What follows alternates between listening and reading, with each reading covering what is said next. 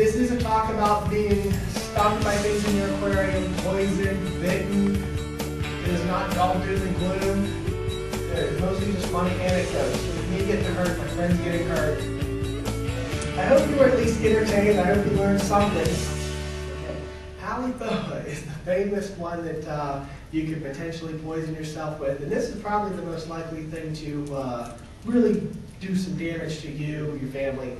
There have been several cases, not seriously, people have killed their dogs with these things before. Do propagations with these things. These are things they make poison arrows out of in the South Pacific. They jam needles in them, and then they shoot people with them, and you know, they're no fooling around. There's a case on Reef Central you can dig around where a guy did some sort of propagation or something like that, left the water out, dog drank out of the bowl, dog dropped dead. Others where, and this is important too before I forget, when you pick up these Palythoa, the Zoanthids, the mushrooms, you take them out of the water a lot, they're liable to squirt water at you. You see them spit and squirt water at you. That's another one you want to be careful of. I know a couple people that got that water squirted in their eye. One guy in St. Louis almost lost his eye, got all bloody and infected and nasty. These are really no fooling around with these. One famous person almost killed himself 3 times with Palythoa. If you haven't heard the famous Anthony stories, I'll summarize here quickly. Anthony had a coral propagation farm in a greenhouse, somewhat famous for this. And one of his favorite corals to propagate were these Palythoas. They'll call them giant sun polyps, Palythoa grandis. And, you know, the first time he poisoned himself, he's doing his fragmentation. It's a greenhouse, so it's hot, humid, sweaty environment. He's sweating, just ran his hand across here, crossed his mouth, boom. The minute he went across his mouth, he said it tasted like eating an aluminum can in his mouth. He had this crazy aluminum taste, just from residue left on his hand, went in that way. Didn't have any heart racing or anything like that, but was concerned enough that he did write out a little short will in case he did drop dead, leaving everything to his mother and his sister. And kind of scary. Second time he did it, being aware of this, he was trying to be a little bit more careful. But again, when you're doing fragmentation, if you've ever fragmented a coral or you watch Justin do the fragmentation, there's a lot of instances where you're holding the parent colony, you're holding your tool, there's no way to catch the piece that you're cutting off. You really almost need 3 hands.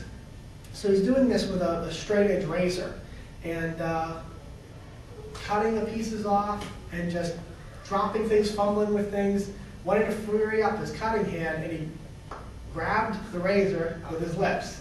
That was the second time he almost killed himself. The third time, he finally learned his lesson. Very particular, cutting, using gloves, doing the whole thing. At the end, he cleaned up his cutting board, cleaned up all the tools, took all the towels that he'd used to clean up, put them in the laundry bin, and called it a day. A couple days later, he's back out in the greenhouse playing with something, and it was a big clam that he had out there. Closed abruptly, squirted him with a face full of water. He went stumbling over to the first towel he could find, which happened to be the old Palythoa towel, dried off, and the familiar aluminum taste. So you do really want to be careful with these things. So Zoanthids are the same way. A lot of toxins in these guys. You can poison yourself pretty easily with these. Again, gloves, cheap latex gloves, or if you have a latex allergy, you can get those blue nitro gloves. You can get these things at the dollar store, 100 pack for $1. Be careful with these. Again, with the squirting is another one. If you don't wear glasses, you seriously should consider some of those work goggles for like doing woodworking, things like that. Anything so that they can't squirt into your eyes. Sea urchins though. The sea urchin needles, the spines on the sea urchins, are made to inflict maximum damage to you. Really, the way a sea urchin needle is formed, if you think of it like if you drew a V and stacked them, that is how they are, like a stack of cones. So when they poke in, they break at those sections and are kind of flared in so that they don't pull straight out like a splinter would. So they get in there, they have to be physically dug out of there.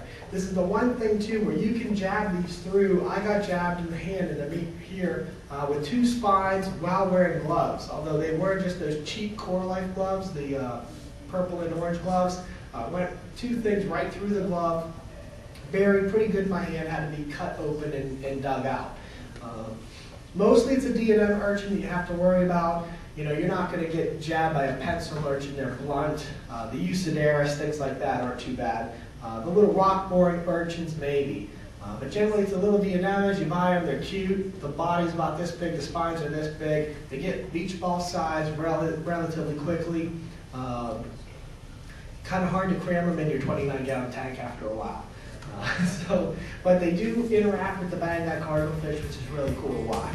So if you have a big display, it's worthwhile, but just keep an eye out on them when you're cleaning.